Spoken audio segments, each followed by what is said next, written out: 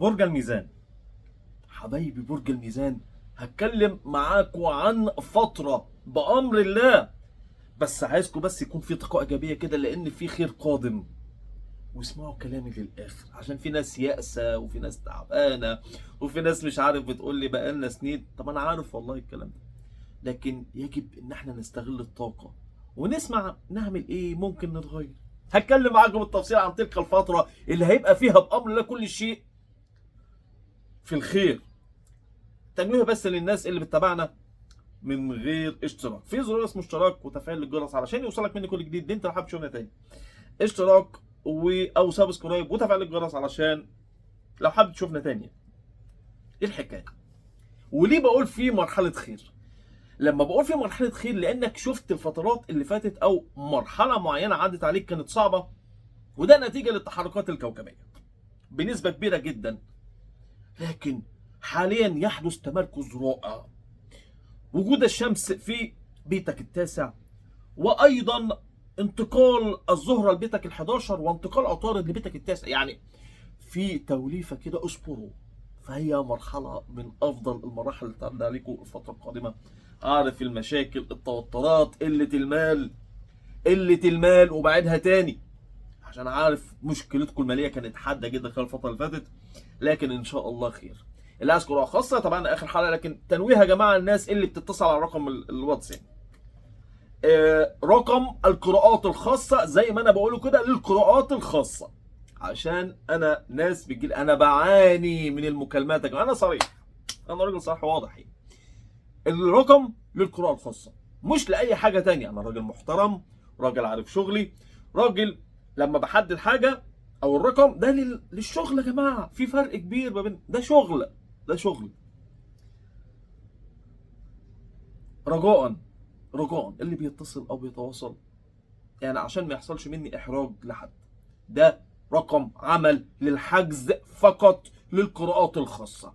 الرساله وصلت، واللي عايز قراءه يتواصل، اللي عايز قراءه بجد يعني يتواصل على رقم، وبشرح لك كل شيء عن حياتك، كل حاجه عن حياتك. الاستفاده احسن من ان انت تدخل لاغراض اخرى.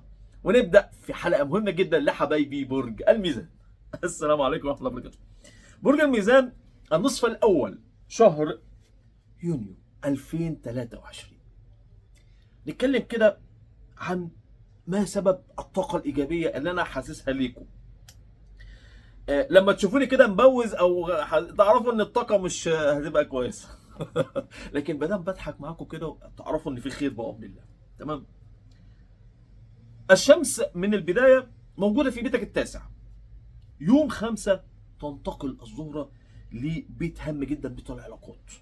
والزهره كوكب الحب والجمال والمال والحظوظ يعني. تمام. موجود في بيت العلاقات، اذا انت الاكثر سعدا في العلاقات خلال الفتره القادمه. بيته يعني هنقول بتظبط الامور، مش بتخليك محتار في الاختيار. خلال الفتره هتكون الاكثر سعدا، الاكثر حظا، الاكثر قدره على انك تختار الاختيار المناسب. ويحدث ايضا تصالحات هامه جدا، فتره فيها طاقه مختلفه. من يوم 5 هتلاقي نفسك انت شكلك عايز تغير من شكلك، عايز تظبط امورك، عايز تجيب ستايل جديد، لبس جديد، سواء كنت رجل او امراه. ويا عيني على اللي هيحصل مع امراه برج الميزان من افكار وطاقه وايجابيه، هتبقي كالفراشه.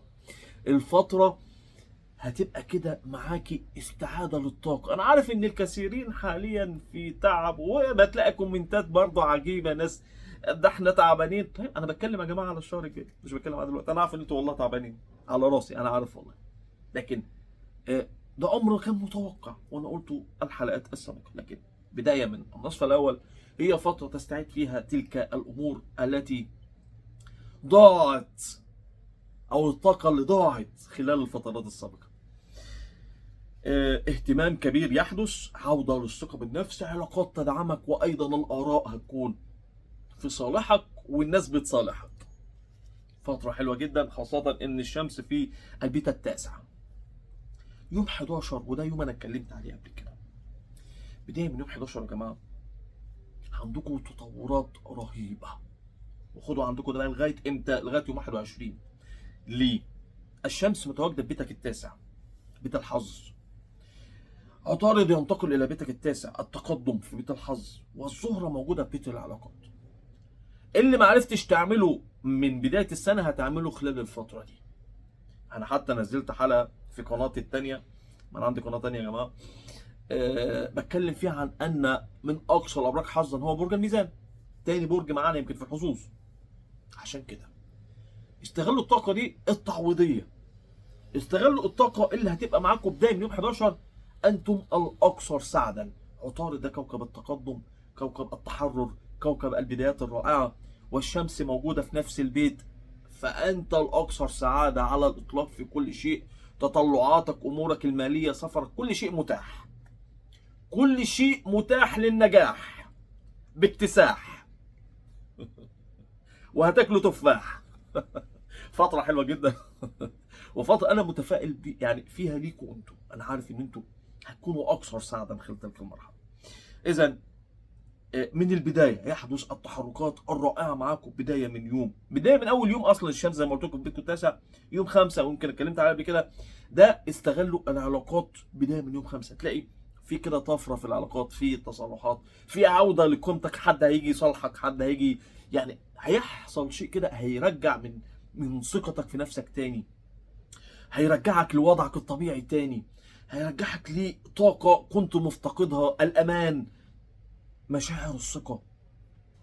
من يوم 11 زي ما قلت حظوظ تكتمل، وفرحة وانفراجة على جميع الأصعدة، وهتكون كيرف الحظوظ بيعلى. هتلاقي الدنيا بتتظبط معاك، هتلاقي الامور بتظبط. سيبكم من الطاقه بتاعت اللي انتوا يعني انتوا بتتفرجوا عليها دلوقتي لسه في شهر مايو، في شهر مايو، انا بتكلم في شهر يونيو، تمام؟ فطبعا اليوم بيفرق واليومين بيفرقوا، وكل فتره ده الساعه بتفرق، الساعه بتفرق. فعشان كده بشرة خير، ما نحاولش ان احنا اليومين دول قبل بدايه شهر يونيو ان احنا ندخل في مشاكل، نتطور. خدوا جنب كده شويه، اهدوا، خليكم بعيد شويه عن ليه؟ الفترة هتكون نوعا ما متوترة لغاية يوم 1، أو على الأقل لغاية أول أسبوع. بعد كده بيحصل معاكم التحركات الكوكبية التي تساندكم وتسعدكم. فترة خير، وأبشروا بالخير، وإن شاء الله خير.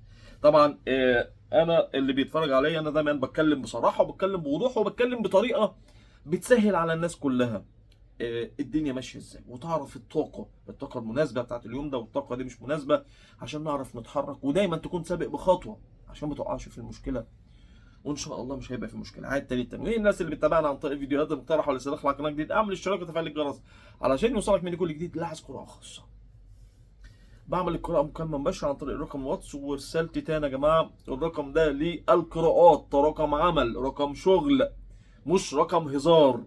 ده رقم للتواصل، ورقم للاتفاقات للقراءات الخاصة. بستأذن الجميع، ده رقم للعمل. بكشف لك كل شيء في حياتك، دنيتك، أمورك خلال الفترات القادمة، السنوات الأكثر حظا، الأقل حظا، كل شيء. اللي عايز قراءة يتواصل على رقم واتس جنب على الشاشة وكاتبه على عنوان الحلقة. يا رب كده حبايبي برج الميزان جميع الأبراج تكون بأمن وأمان. السلام عليكم.